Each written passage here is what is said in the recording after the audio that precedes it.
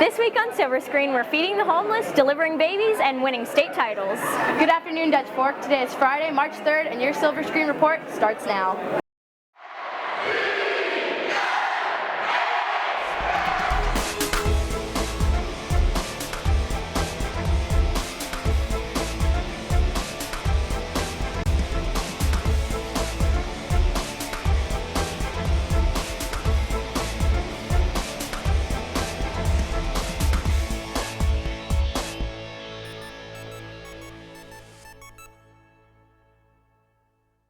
Last Saturday, students gathered in the cafeteria for the annual District 5 Science Fair. Adam Amick has the story. Young scientists gathered in the cafeteria to show off their experiments and inventions during the annual District 5 Science Fair. I was there as just an observer, and I was really excited to see the number of projects that were there, and additionally just the high quality of the projects that I looked at. The District Science Fair is held every year.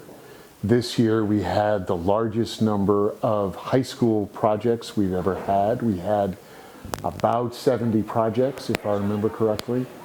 And most of the students who were presenting at the science fair are also competing in other science fairs around the Midlands. The science fair is an opportunity for students to come and express their ideas and show off what work they've been working on, and kind of compare their ideas or their projects to other people's and get rated on it, and to see where they can go with their projects. There was a plethora of project topics presented by the students. We have about 20 STEM research students who were exhibiting at the science fair, and there were also projects from the Cates Center, from Chapin, and I believe we had a few from Irmo as well.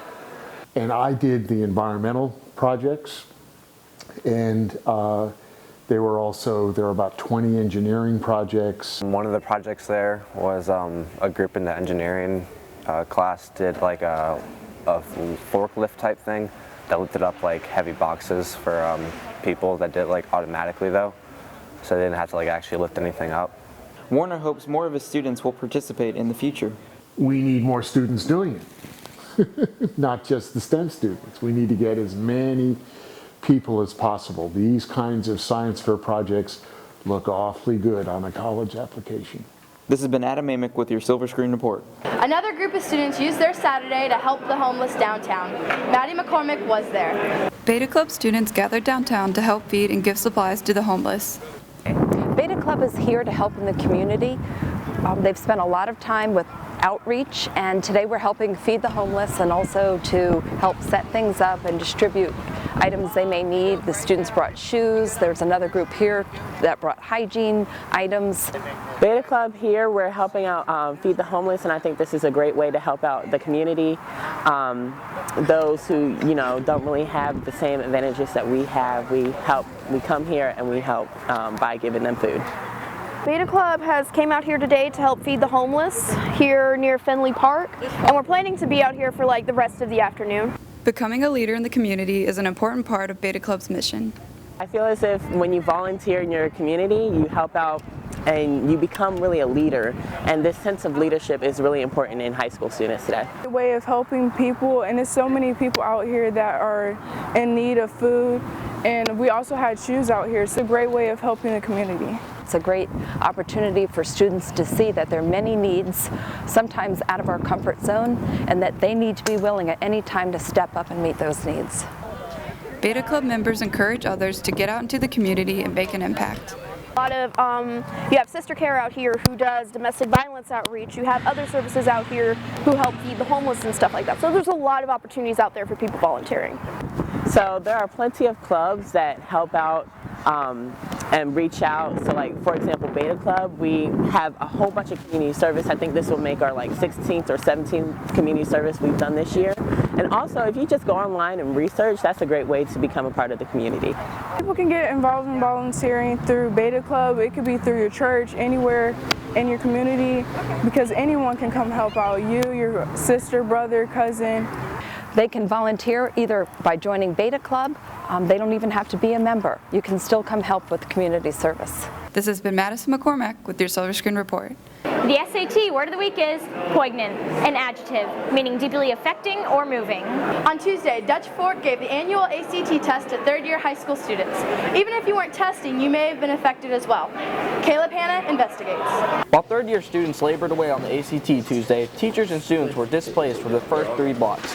Teachers got an email from the testing coordinator in early February that had which classrooms were being used for testing and where we would be displaced if our classroom was being used. I think that it was pretty well prepared. I just went to the guidance area and then immediately went to the class I was supposed to be at, so it was pretty simple. I had 9th graders, and so I was a little worried about them remembering and being able to find their place around in the building. So I told them the class before we would be displaced, and I asked them to set a reminder in their phone or just to remind each other. I also sent out an alert on Google Classroom. Because of the late finish, all test takers are at 3rd and 4th lunch, causing an unexpected rush to normally calm periods. I've known about the ACT testing for about a month. I wasn't sure what time they would all be getting out of there, but 3rd and 4th lunch was really hectic. It was a little bit crowded. Kind of everybody who took the ACT had to go to 4th lunch, so it was a little bit complicated, and there's a lot of people there, but it was still fine. It's just lunch. We just started hurrying up and making more food.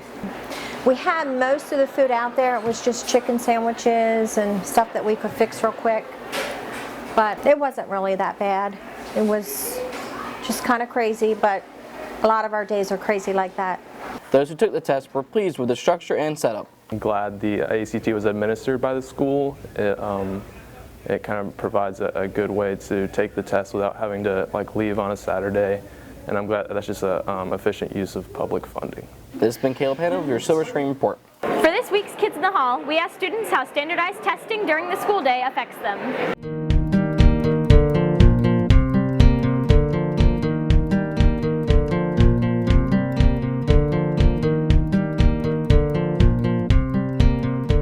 Affected me because I couldn't go down the hallways I needed to, and I needed to re-find class. Instead I forgot where they were. Well, I have a lot of juniors in my class, so they're like smaller classes, which is awesome because we don't do that much, so great. The SAT and ACT, it kind of gets me a little stressed with everything else that's going on in my life, especially with schools and extracurricular activities that I do outside of school. I think it's cool that students at Dutch Fork are given the opportunity to take standardized testing during the school day because not everybody has time outside of school to take these tests that are important for their future, so I think that it's good that it's offered during school. This week we begin a series focusing on the secret lives of teachers. Today we look at 2 teachers who deliver babies on the side. Bailey Hunter delivers the story. It's a common misconception that teachers' lives end with a 340 bell, but many teachers here at Dutch Fork have lives outside of school.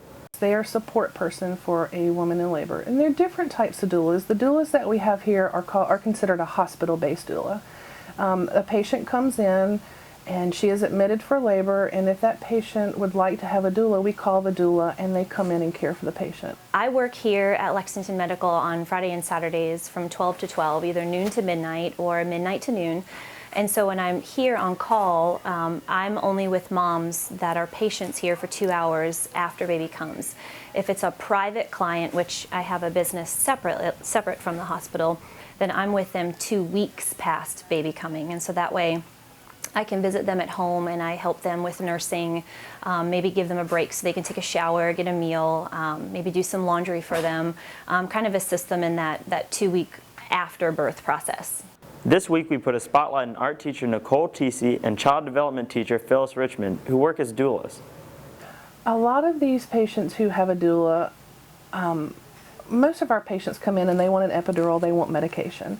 A lot of these patients who have the doula, that doula can help get them through the labor unmedicated. There is money to be made in the world of the doula, but you can't keep it going night after night, day after day, because some of the labors are so very long, and then you need rest. So you can't do delivery after delivery after delivery. You have to have a couple of days off. So it's not like it's a full-time job unless you enjoy doing it like I do. It's almost like a volunteer. We're not paid that much, and we do it because we enjoy it and we love it. This has been Bailey Hunter with your Silver Screen Report. And now over to Sam Aaron with this week's Sports Report. Thanks, Mia. To start off this week's sports, we begin with lacrosse. The Lady Foxes lost to Greenville last Friday as well as Dorman last Wednesday. Midfielder Bailey McMahon had a tremendous game, scoring 2 goals as well as 4 ground balls. We asked her about her performance and she responded by saying, "I felt like I played my hardest, but wish it would have shown more within the final score." The Lady Foxes play Blythewood on Wednesday at 7 o'clock. Now to boys lacrosse. The team beat River Bluff last week and took on AC Flora this Wednesday. The Foxes won 10-5 with goals coming in from the Foxes' strong attack line of Alex Walters, Brady Driggers, and Drew Dewar. After an unfortunate loss to Fort Dorchester, the boys soccer team bounced back against Brooklyn Casey, winning 3-1. 2 goals came from freshman Mark Kisser, as well as 1 from Ben O'Connor. The soccer team plays River Bluff tonight at home at 7 o'clock. Wrestling state championships were held last weekend. I got a chance to catch up with Dutch Fork's newest state champion. First, you have to go to region, and then you have to place in your region. Then you have to place top 4 at lower state, and then ultimately you have to win the tournament at state. So there's 3 things that you have to go through before you even have the chance to go to state. So it's a lot that you have to do. So a lot of grinding. I was really happy because I work really hard at wrestling, and it's been a long time coming. So yeah, I was really excited. So. Winning means that I get a ring, and also I get to be a state champion. So I like that title. The girls soccer team took on rival Irmo on Wednesday, but unfortunately came up short, losing 2-0. The girls play River Bluff tonight at River Bluff at 7 o'clock. With dark clouds rolling in on Wednesday night, Dutch Fork's track and field team first meet was unfortunately cut short. They have their first region meet, Diamond Hornet, at 8 a.m. tomorrow at Allen Johnson High School. That's all for sports. Now back to Autumn with some announcements. Thanks, Sam. Monday is the last day to sign up for next Wednesday's blood drive. Sign up in the cafeteria during all 4 lunches. The junior class ring ceremony will take place Tuesday night at 7 in the auditorium. Juniors should line up outside the auditorium at 6:30. Seniors, submit your pictures for senior celebration. Add your photos to the senior Google Classroom. See the scrolling announcements for the classroom code. Now here's Mia with more. Thanks, Autumn.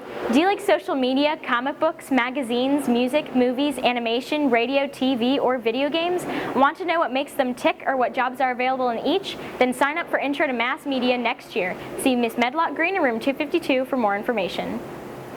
Want to become a better writer? Need help discerning real from fake news? Want to be a part of our award-winning newspaper or yearbook staffs? Sign up for Journalism 1 next year. See Miss Medlock Green in room 252 or Miss Gascon in room 250 for more information. Time has run out to order your special 25th anniversary edition of the yearbook. Go to jostensyearbooks.com today to secure your copy. Thanks for watching. We'll see you next week. This week on Silver Screen, we deal with a wasp. We're all hiding. I'm risking my life for journalism here. Oh, oh, there he is! There he is! There he is! There he is. Oh!